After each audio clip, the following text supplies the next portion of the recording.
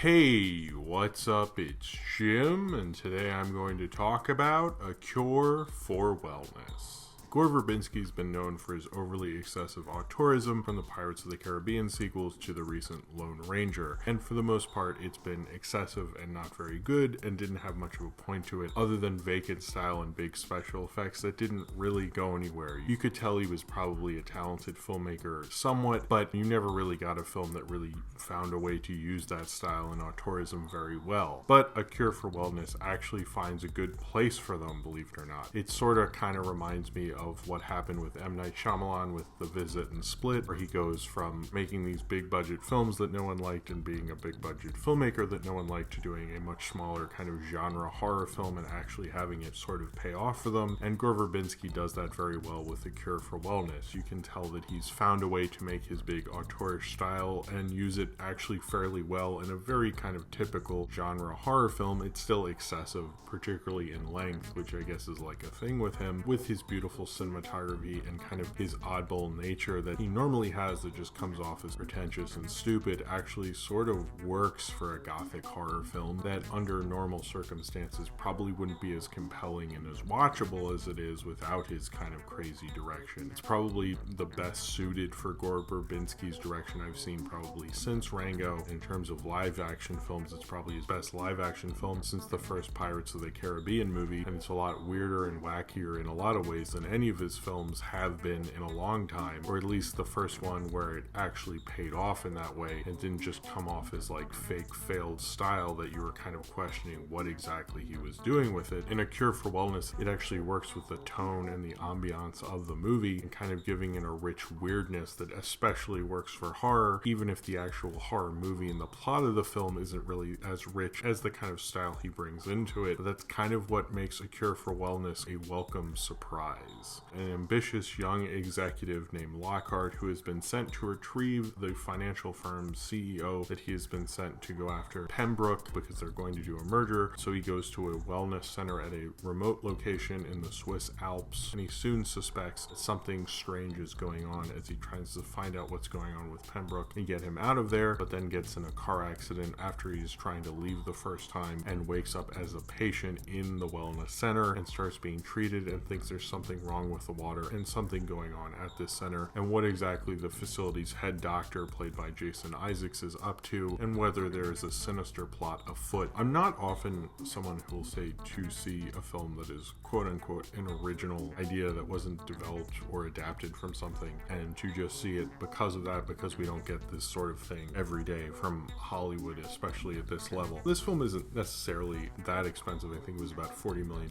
which is a lot of money for me, but for like a movie like this that's fairly cheap, especially for how it looks, I don't think that's necessarily a good reason to see a movie. I think often people say we don't get these grand auteur statements, and just because there is a grand auteur statement doesn't mean that's something to celebrate. I'd much rather there actually be a good movie. I don't really care what it's adapted from or a quote-unquote an original idea. That doesn't really matter. And props to Gore Verbinski for actually making something so different and strange. I don't think this kind of a crazy gothic horror film was something most studios wanted to make, and if he's going to use his clout for something, I'm a little happier it was for something like A Cure for Wellness than like, I don't know, The Lone Ranger, for example, which I don't think anyone wanted either, but this works on a much better level. It kind of is interesting because most of the time when people say, oh, this is an original film, so I'm just going to like it because it's different, and this film is definitely different, but what's different about it is what makes it so interesting. Certainly the story doesn't work, and when you get more into it and it starts to reveal itself, it reveals itself into something that you've seen probably a million times before. And this film, you can often like pick out his references, and they weren't even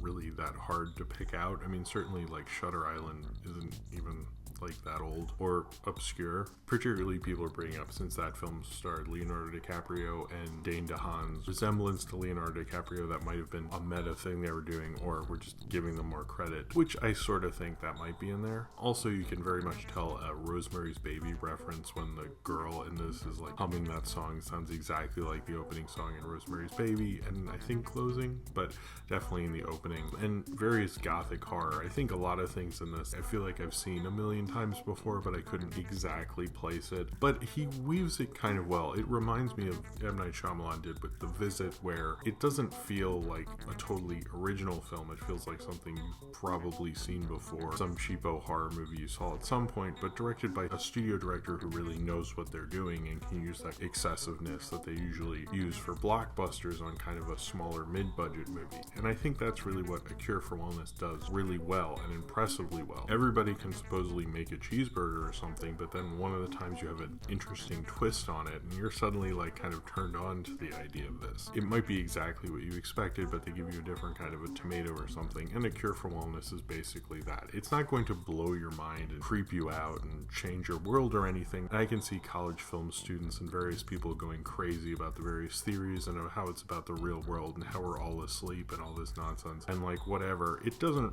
really hold up to all that, but as like a compelling like genre gothic kind of horror thing, A Cure for Wellness works like surprisingly well, you know, probably better than most of the times when like studios release gothic horror. It like does not work at all. It just feels like kind of boring and people go, hey, that's gothic horror, because it was dark and stuff. This actually has the style and especially the cinematography of Bojan Basili, I think, which is really gorgeous all throughout. I mean, the cinematography, it's not like there are certain shots or there are certain sequences. This is a gorgeous film. It's probably one of the better shot horror films I've seen in a while, and especially for gothic horror, it's probably one of the best in like forever. But it's definitely like such an impressively well composed film. It's probably one of the best looking Hollywood films I've seen in like forever. It just has such an amazing style about it, just beautiful to look at, and it kind of invites you in more. Oftentimes I've seen films that just look beautiful or are shot beautiful, and if they suck, it doesn't really matter how beautiful the cinematography is. But somehow Gore Verbinski found a way to get that style and his cinematography to make this film even creepier and give it an ambiance that maybe the script doesn't necessarily deserve. It's one thing to talk about, oh, we finally get like a big auteur statement, someone using their clout to actually do something, but it's another thing to see them use that clout to do something and do something that actually works because they're using their auteurish voice for something, not just like doing it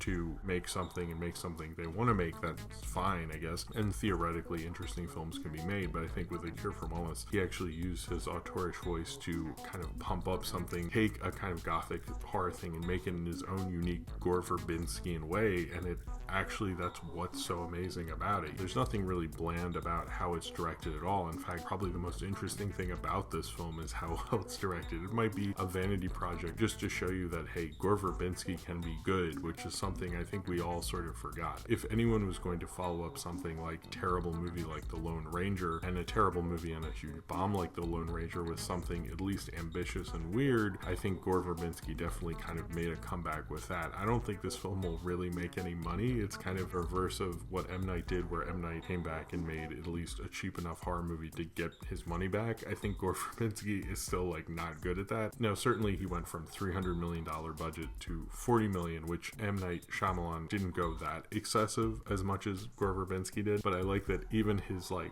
cheaper horror movie is incredibly excessive. For the most part, this film is not really about the acting, it's about the directing and the cinematography, but Dane DeHaan actually does do a pretty good job. It's probably, oddly enough, the first film I've really seen that makes an excuse for him as a lead. Kind of surprised they didn't get more of a bigger star to be in something like this, because I think that probably would have helped, but I think Johnny Depp cost too much and maybe everyone else was busy, but I think Dane DeHaan does a good job in the role nonetheless. Jason Isaacs is still, I think, one of those actors that we don't fully appreciate how genius Jason Isaacs is, and certainly when he shows up, you know he's the bad guy, but he plays the bad guy so well. It's almost like, you know, Peter Cushing or Christopher Lee Wood in the Hammer horror things, which I can definitely tell you was probably an influence on A Cure for Wellness, especially aesthetically. And the girl in this is actually named Mia Goth. For a gothic horror film to have someone like that, it's like really ridiculous. The real reason you're seeing this film is how beautiful it is, and if you're going to see this film and you're like, maybe I'll catch it on DVD or something, unless you have a really ridiculous big screen TV, I highly actually recommend seeing this in the theater if you have any interest in it, because it's just a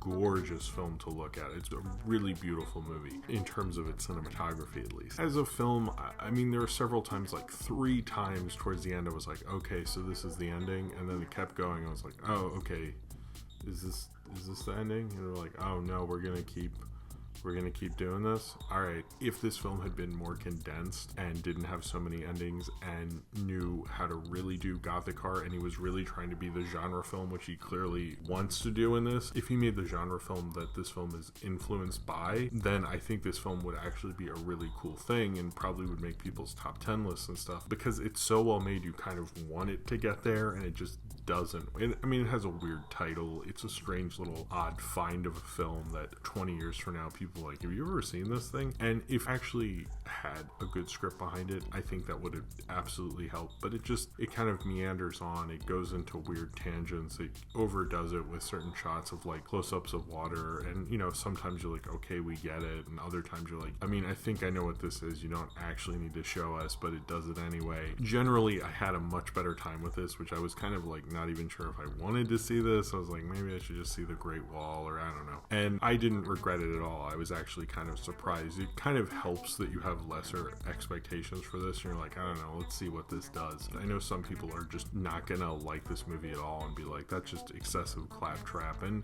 I mean, yeah, it is, but it's like really good at it. I rarely see a director be excessive and good at being excessive in the way that Gore Verbinski was with his auteurish statements in this film. This is definitely his best film since Rango, and it shows the promise that maybe Gore Verbinski has some cool movies within him. His direction seems to have actually saved this movie, which is like something I never thought I'd say, especially after The Lone Ranger. I'd really like to see more kind of interesting, odd kind of horror movies, especially like gothic kind of horror movies from Gore Verbinski, and I'm actually curious about his next movie. Gore Verbinski's put me in a weird place with this, and probably will put you in a weird place, and especially your nightmares in a weird place, which is kind of a cool thing for a cure for wellness to do. It's definitely the big auteurish horror movie statement that you didn't think a big Hollywood director really had the balls to pull off. And maybe Gore Verbinski doesn't have the script to really pull this off, but his direction really pulls you through and lets you bear witness to some really beautiful, impressive imagery that oddly compels you, and in ways that you think you'd know better. You'd think you'd go like, I'm not going to fall for this stylish stuff that will just seduce me in a way to actually like this lesser movie. But Gore Verbinski actually pulls it off, and I think that's kind of the most impressive thing about A Cure for Wellness, is a director who I kind of wrote off a long time ago. Finding a way to actually turn me around with his direction brings me a lot more respect for him as a director, and makes Cure for Wellness at least the ambitious auteur statement that Gore Verbinski was at least trying to do. So I guess it's a success in that, even if it isn't the fully great movie you kind of wish it was. So if you've seen A Cure for Wellness and you would like to talk about it, then comment below in the comments and subscribe if you would like to.